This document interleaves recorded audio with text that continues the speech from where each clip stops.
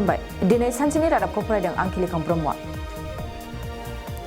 बिटिआरनि गाहाय जिल्ला क'क्राझाराव आसामनि स्पेसियेल डिजिपि जिपि सिंआ हरखाबै दावबायफैदों जिपि सिंआ बुंदों फिन हाथियार हमफिननो नाजानायनि दायाव हितेश बसुमतारी दावराव देख्रेब आरो बिक्रम दैमारिखौ हमदों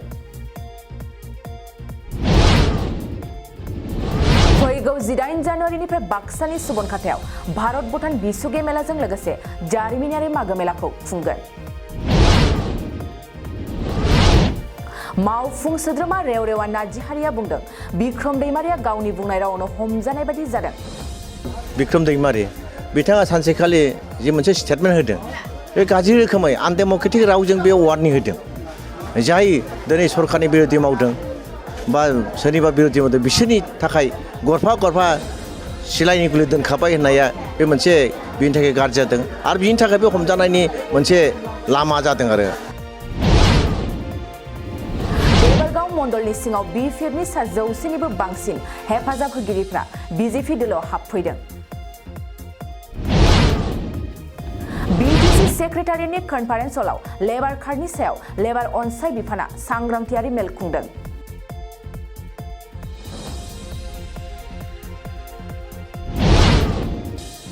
क'क्राझारनि थिथागुरि राजा इरागदाव नब्लाङाव असमि मागो दमासि मेलाया दिनैनिफ्राय जागायजेनबाय उदालगुरि जिल्लानि दांदुफुराव लाइमोनफोरनि थाखाय गुबुन गुबुन आयदानि बादायलायनाय खुंदों गलाघाट जिल्ला एबसुनि खुंगा 40थि बोसोरसालिया जथुमाया सानथामनि मेहेरगोनां हाबाफारिजों जागायजेनबाय